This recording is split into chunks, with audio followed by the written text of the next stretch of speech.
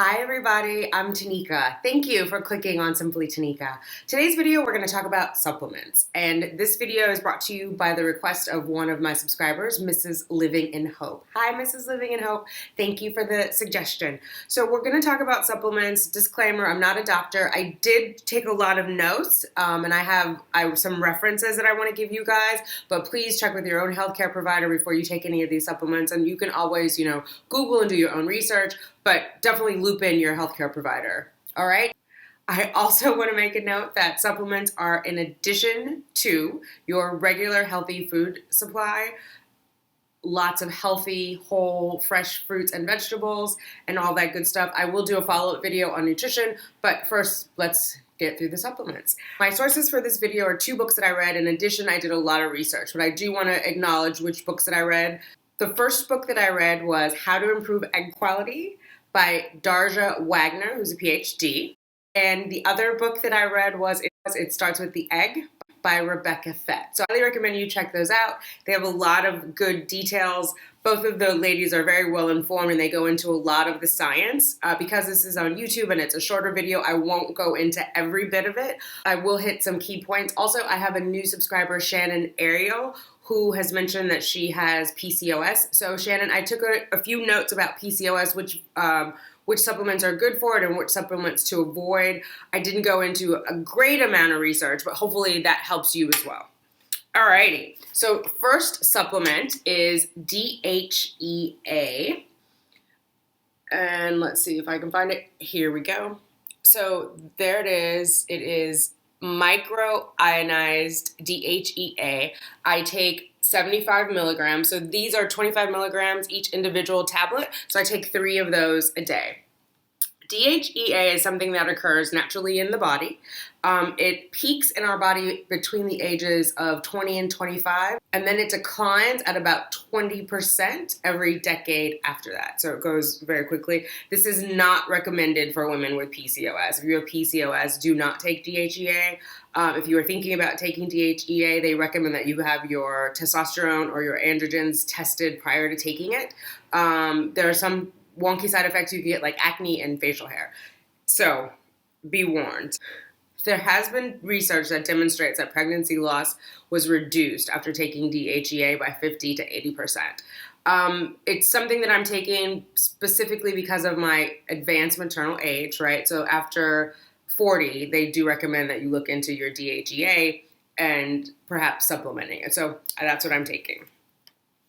Another one that I am taking is cod liver oil. It's Ultimate Omega.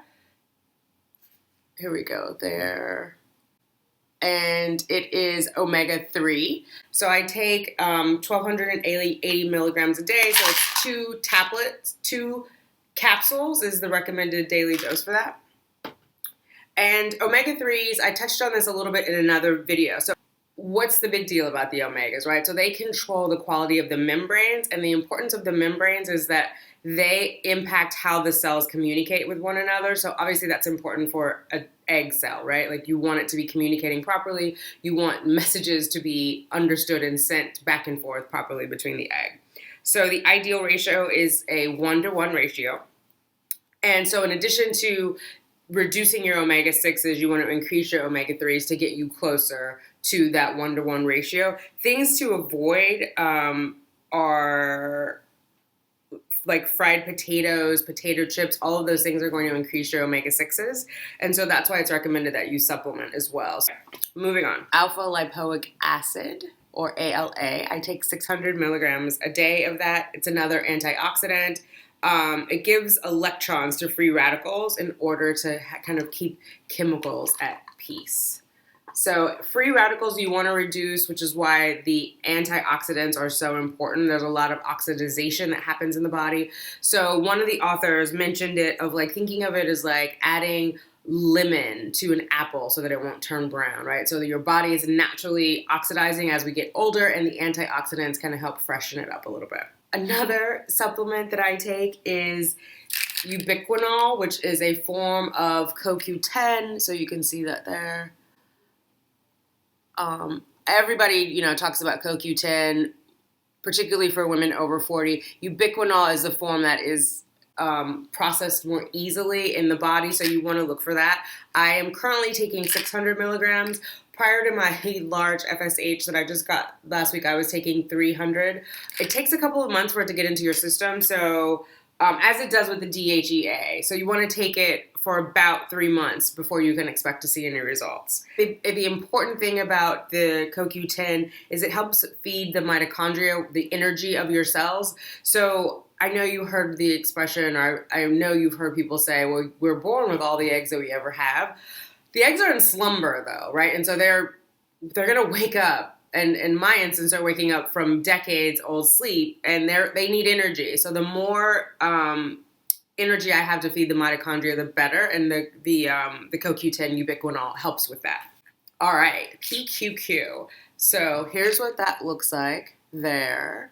And this is recommended with the CoQ10. There are conflicting studies about this. So it's not recommended in the books. I did some research and decided to take it on my own. It's reported to improve cell functions by stimulating growth, reducing oxidative stress, and it helps, this is why I liked it, with the spontaneous generation of new mitochondria within aging cells. So again, when those eggs are waking up every month, they need all the help they can get. So I thought PQQ was a good supplement. Not a lot of studies, so take that one at your own risk. That was just something based on what I read that I was interested in and thought, why not? So I'm taking that for now. The next thing that I'm taking is evening primrose oil. Here we go. So evening primrose oil, I take 1,300 milligrams. It's 1 capsule per day.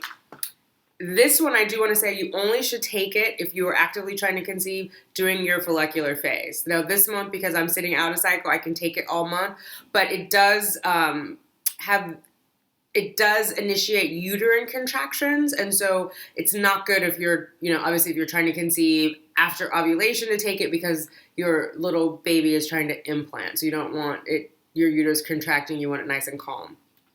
Things that the evening primrose help with are cervical mucus. So obviously if you're having sex, baby dancing the good old-fashioned way, cervical mucus is important. In my instance, I'm doing IUI, so we're scooting right past the cervix.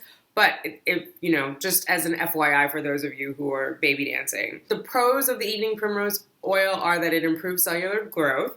It helps with the toning of the uterine muscles, again, because of that contracting. So that's good prep for pregnancy.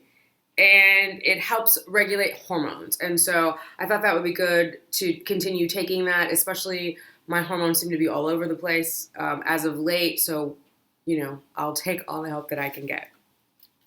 Next thing that I'm taking is turmeric. And yes, it's like what you find in curry. So this is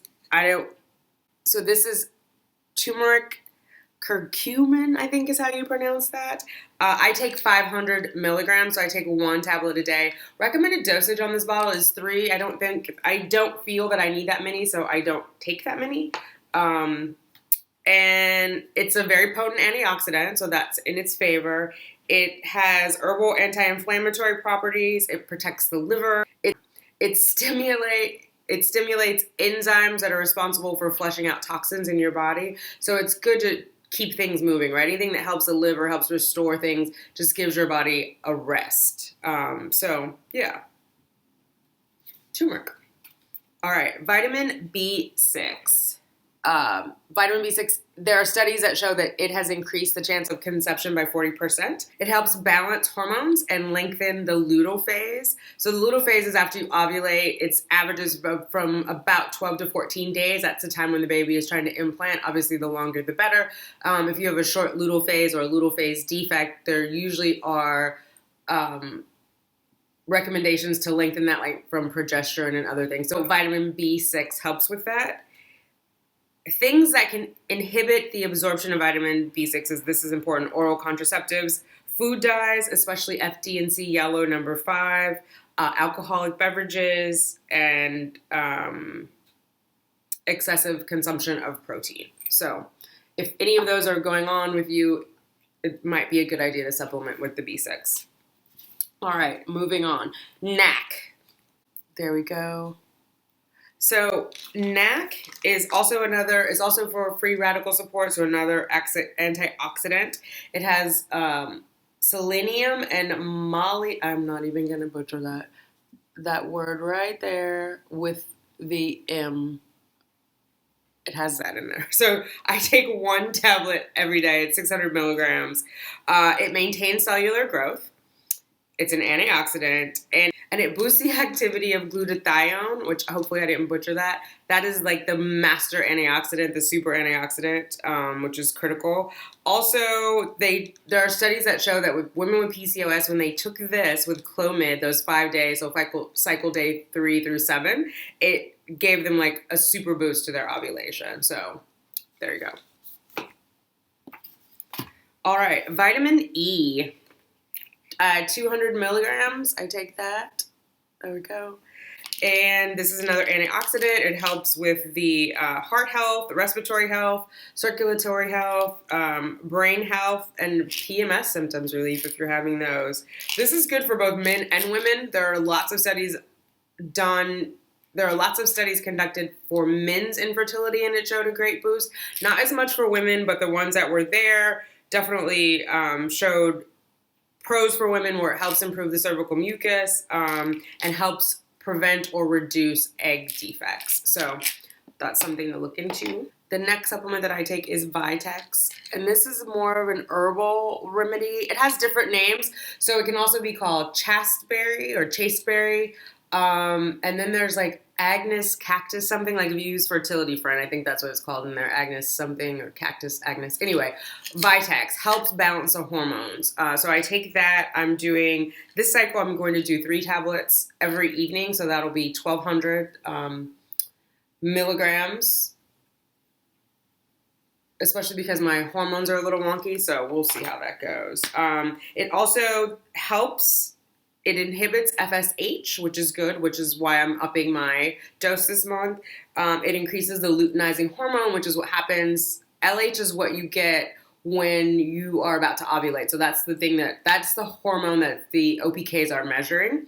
So it helps increase that. So it gives you like a stronger lead up to ovulation. And then it also increases progesterone by stimulating the formation of the corpus luteum. So as you probably know, right after you ovulate, the follicle that had the egg becomes a corpus luteum, which is why that phase is called the luteal phase. And it is sending out progesterone to help the baby implant. So Vitex is supposed to help with that, help create a stronger corpus luteum, thereby producing more progesterone. So it could also potentially lengthen your luteal phase.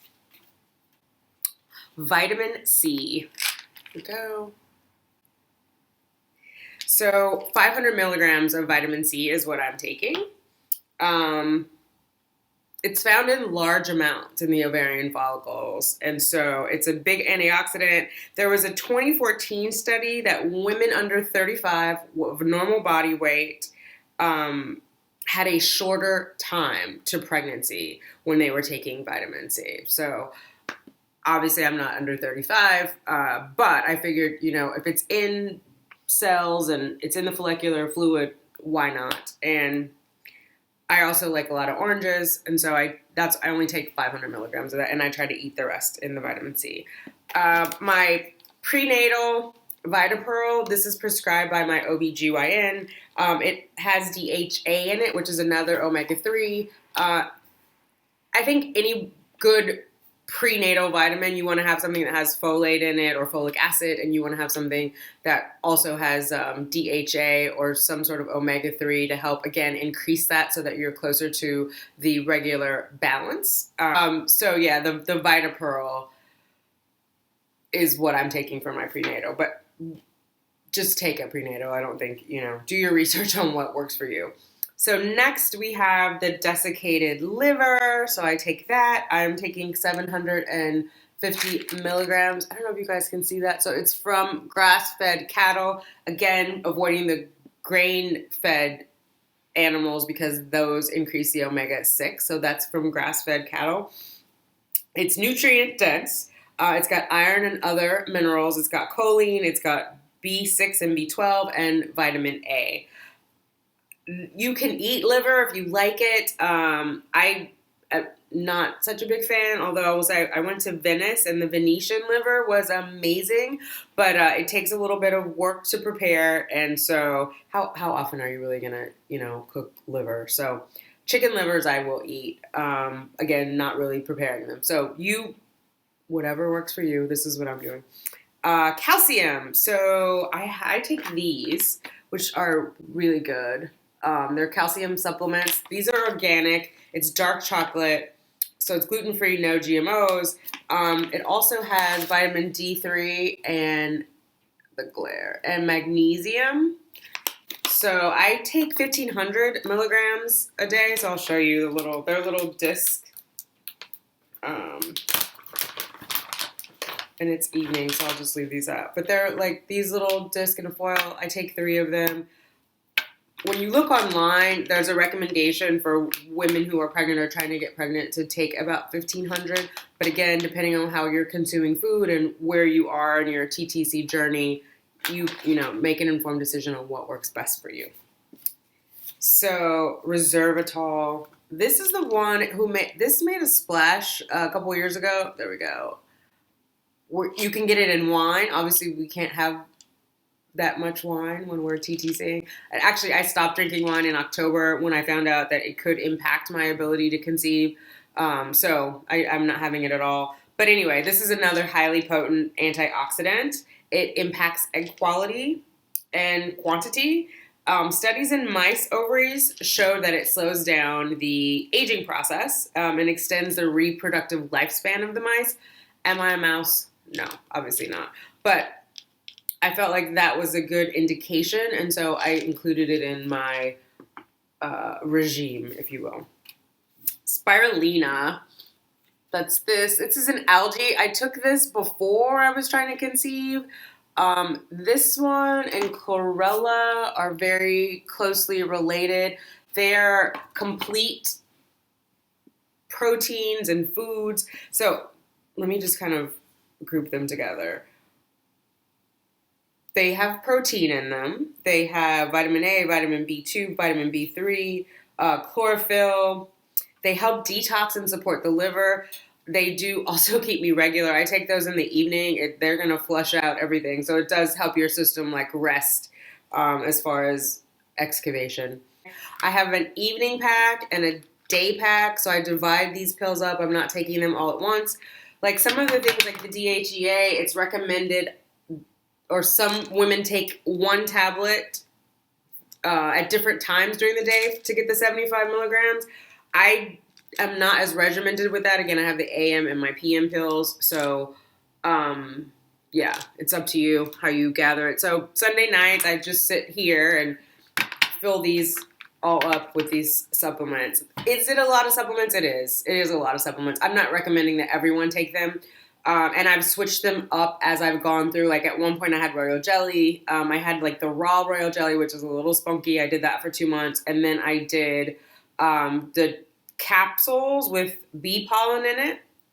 I'm not taking it anymore. I also take an herbal supplement from my acupuncturist.